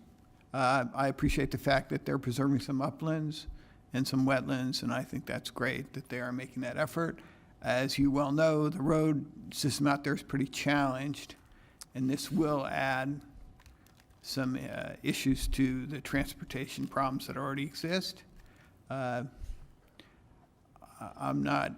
don't have a strong opinion on this particular development. I agree with Ms. Larson when she says that, we need to slow down development. And I do agree that when she says there's already 23,000 approved houses that could be built that have not been built. But again, on this particular property, I don't have any strong opinions, and I appreciate the fact that they're going to preserve something. I do think this will exacerbate the transportation problem, and I don't think that this has the adequate access and egress that it needs. Thank you. Thank you, Mr. Martin. Are there any other cards? Commissioner Woodward? None? Okay. Any commissioner wish to say anything about this matter before we take a vote? Commissioner Baxter. I was, prior to making the comment, Mary, I did want to ask a question, and I verified. Isn't it normally people, when they come up and speak, don't they normally have to state their name and address? I believe that's a requirement, isn't it, Mr. Rutter, for the card? General practice, yes. So I apologize if I offended you, Ms. Larson, but I do want to make the motion to approve. Can we do them together, motions 1 and 2, or do they have to be No, I separate? think we do them one at a time. Yeah, I think let's just do one at a time. But I'll let you do the first for the second, too.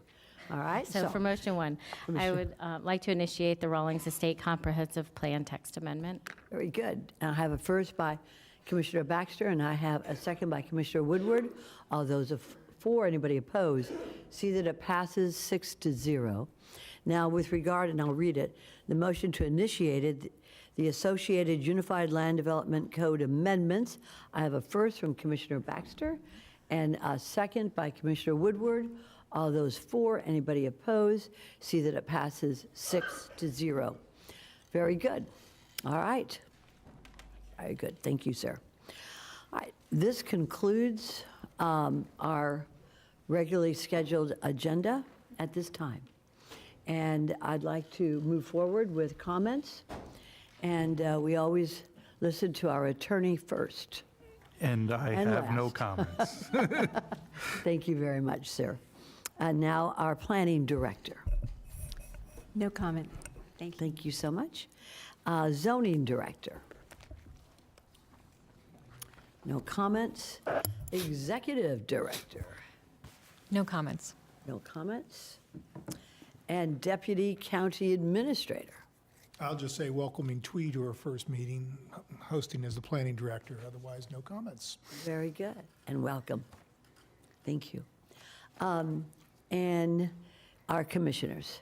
So I'm going to start from Commissioner Barnett. Do you have any comments, sir? I do. Thank you, Mayor. First, I'd like to ask permission, if it's okay here, to appoint Sonny Macon to the Fair Housing Equal Employment Board. If there's no objection by the board. It's a district appointment. Is your district appointment? Okay. Very good. Any issues?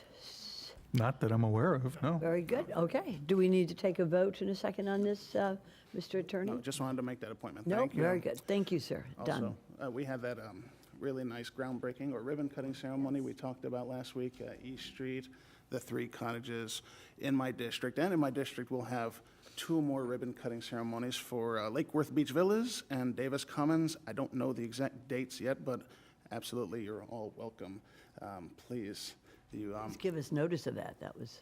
I will, as soon as I find out. Yes, yes, Mayor, thank you. Yes, it's a high priority, getting these families into housing as quickly as possible. And I'm interested in hearing from the applicant for Park West how and if the plans for the development will be tweaked, since we won't be seeing it until August 28th, my sister's birthday, by the way. But yeah, you know my priorities, and I think the board's priorities have been well stated. We need housing. We can't stop building. People have complained that Palm Beach County is turning into Broward. I think we are there and maybe even past that. It's not that we have to worry about more people coming. The people are here now, and they don't have a place to live.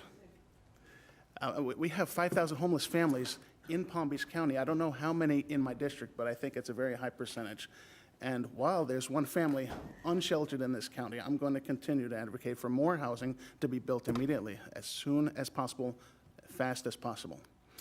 And I'm really happy about these two new projects that we broke ground on when I first became commissioner last year at Davis Commons and Lake Worth Beach Villas. We'll have that ribbon cutting soon, and I'll let you know exactly when.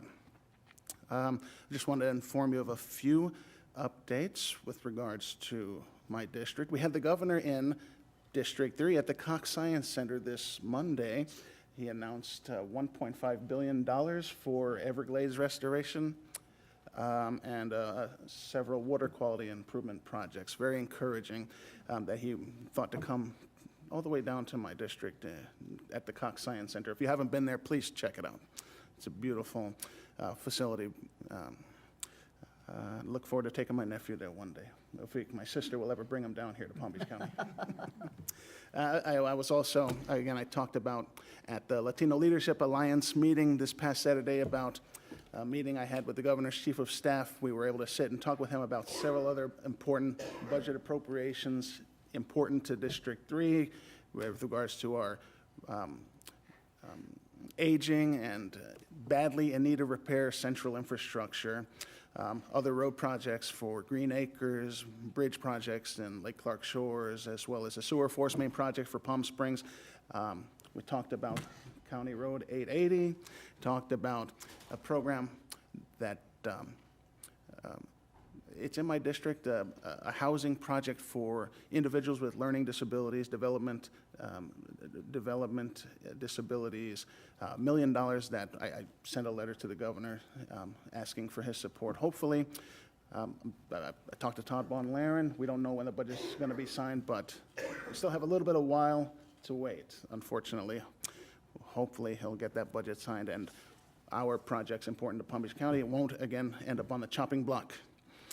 You know, we have a short memory, not us, but publicly, with regards to what happened in Israel.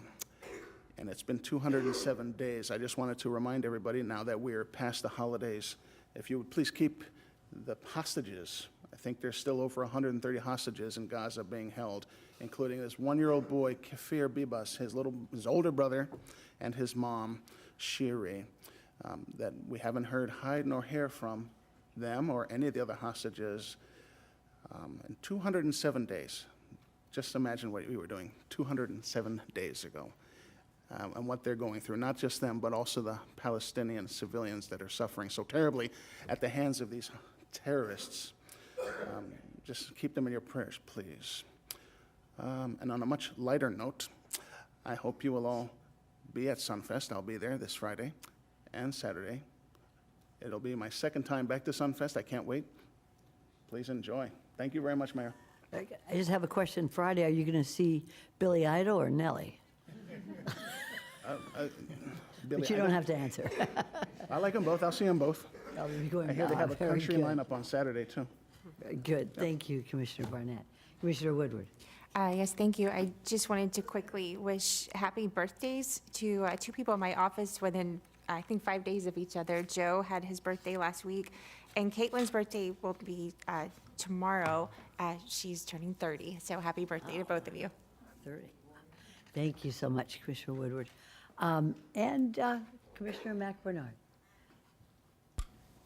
Thank you very much, Madam Mayor. A couple of things. For Sunfest, I'm not going to be able to go on Friday, but my kids are going to see, I think they're going to see Nelly, so. See Nelly? Just to let you know. In regards to the Planning Commission, that's going to be on August 28th. I have a flight that leaves at 5 p.m., so I'd like to see just if I can leave at 2 o'clock since I have an international flight on the 28th. Today's the first day of Haitian Heritage Month, and as we know, the library they have many programs at the library. And coming this Tuesday, myself, Superintendent Mike Burke, and School Board Member Edwin Ferguson. We're going to be doing a Haitian American Community Town Hall to discuss the state of education in the community. And so it's this Tuesday, May 7th at 6:30 p.m., and it'll be at the Haitian Bethel Baptist Church. So thank you very much, Madam Mayor. Thank you so much, Commissioner. Safe travels. Commissioner Baxter. I do not have any comments other than thank you. It's now May 1. I still can't believe that. I do plan to go to Sunfest this weekend, so I'm looking forward to seeing everyone there. I will probably most likely end up there on Sunday. Okay. So, but thank you, everyone. Thank you, staff, for all your hard work and doing what you've done to put everything together today. Have a great one. Thank you so much, Commissioner Baxter. Vice Mayor Marino. Thank you. It's been a busy time for all of us. There's a lot of things that we do in between meetings, and we try to catch everybody up with those items. One of them was the annual Palm Beaches Student Showcase of Films. That was up in the north end of the county, which was very well received. We had a couple of our commissioners there, a couple of presenters. Commissioner Weiss was a presenter. Administrator Baker was a presenter. Lisa Amara's son was a nominee for his short film. So it is and Vanilla Ice was there too. So I did not get my picture with Vanilla Ice.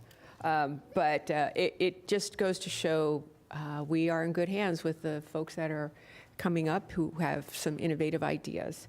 I'd also like to thank some of our commissioners, Commissioner Barnett and Commissioner Weiss. We attended the Unity Seder on Monday, and it was a very well-attended event put together by many of the local bar associations. And we do need to be reflective and mindful of what's going on, not just here, but abroad. I'd like to thank Commissioner Baxter for being able to attend the ELS for Autism, actually for the governor for actually, about a month ago when we were at ELS, he said he was going to do the $1 million budget item, and on Monday, he actually presented the check. So it's always nice when you say and you do what you're supposed to. There is not enough that we can do for the nonprofits in our community that help all of our kids and our families, and the ELS Center for Autism is a good, shining example of what we can do to help. And from a district perspective, because, District 1 is not one that comes to the table very often. We have a lot of municipalities in the district. The unincorporated areas are pretty well developed and defined. We're having an issue right now with a bridge, and we have several of those bridges that the county maintains. So I know I've been getting a lot of calls on the bridge, and I just wanted to give people an update. This is not the press release. I'm not doing a press release here today. But bridges, like the air conditioning in our homes, you do your maintenance on an annual basis or as needed, but there does come a point in time where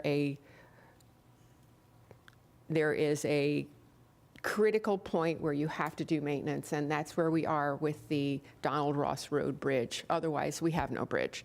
And we have had to displace some of our residents by only having one direction of traffic because only one of the bridge spans is open. We were trying to get it done within 10 days, and there were some issues. We had to get some parts, and so it has been delayed a little bit more. But I want to give people an understanding of why we're doing it now and why it's getting done. As I said, it's critical maintenance. If we don't do it, we don't have a bridge. And if we don't do it and we neglect it, that's a whole other can of worms that none of us here ever want to have to deal with. So I hate the fact that our residents are being put out a little bit, but I would rather that we do the necessary maintenance to make sure that we have safety for all.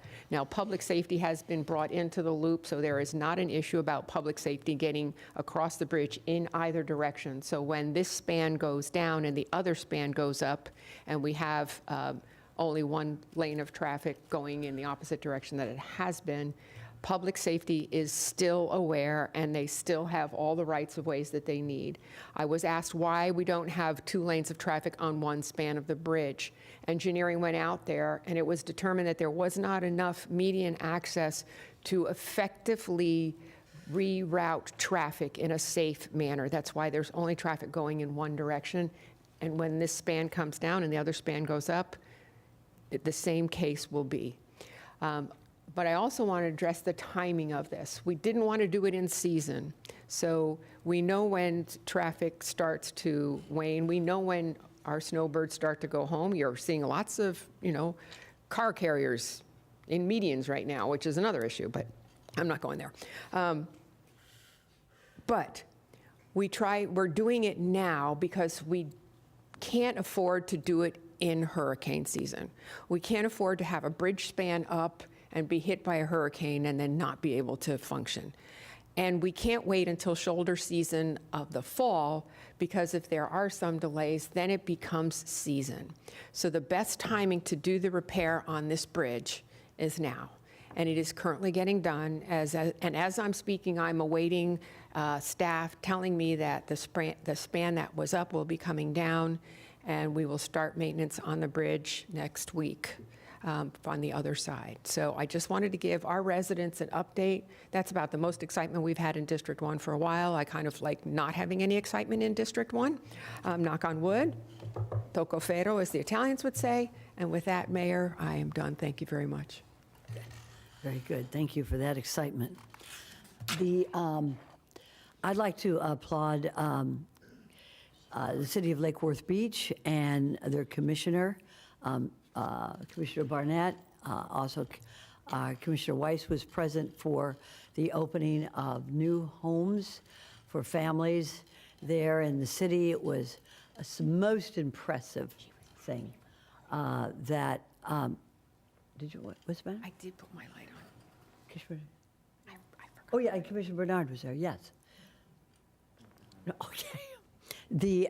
Anyways, to see the families move right in was just so impressive, because it's one thing to say you're going to build affordable housing. It's the next thing to say that there are families that are waiting to move in immediately.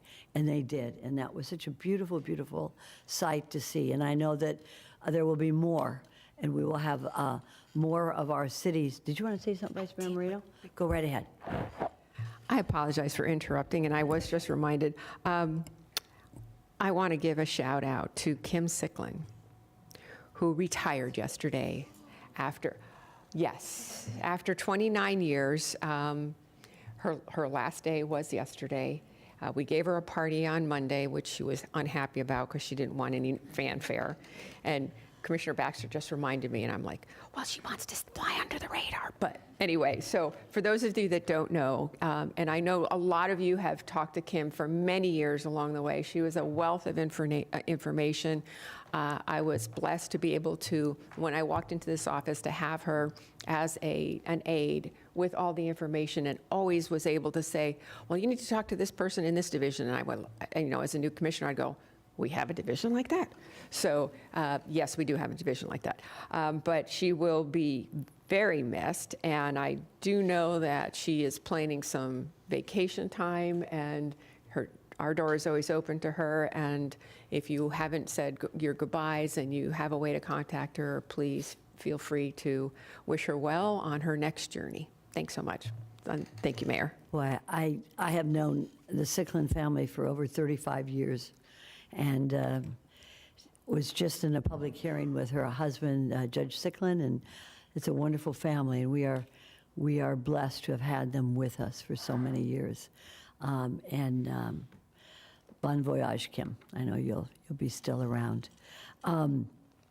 So also after that, then I was at American Heritage High School. Actually, it's K through 12, which is an amazing school because it was founded, and this fits in with, the governor going and giving the money for those who are developmentally delayed into autism. It was founded by a man named William R. Laurie, who came to Broward County. He had a learning disability. He was not able to really read until he was after 4th grade. And he's 92 years old. So imagine the lack of help that we had for students so many years ago. Well, anyways, he started a school in Plantation, and which is doing extremely well. And he also started a school here in my district called American Heritage. They were on the front cover of the Florida Bar News, those of us who read it, because they won first in moot court competition. But what an amazing school, and what a wonderful student body of all the students there being so high in every area. Science, the science lab was incredible. So I'd like to give a shout out. I got the opportunity to meet Mr. Lowry. With a twinkle in his eye, he has shown what we can do with good education to all students, regardless of disabilities or special abilities. And that school stands as a testament to his determination and perseverance to do well in spite of his, or maybe because of his special abilities. So to Mr. Lowry, we really appreciate all that you've done for education here in Palm Beach County. And I'd also like to give direction to staff to research a future mixed-use development concept that's going to complement the lifestyle of the Ag Reserve and address preserve requirements, traffic movement, housing density, in conjunction with the needs of the residents of the Ag Reserve. So if you could, I'd appreciate that very much. And if there's nothing else to be said on this board, we are adjourned. Thank you very much, everybody, and stay safe till the next time we meet.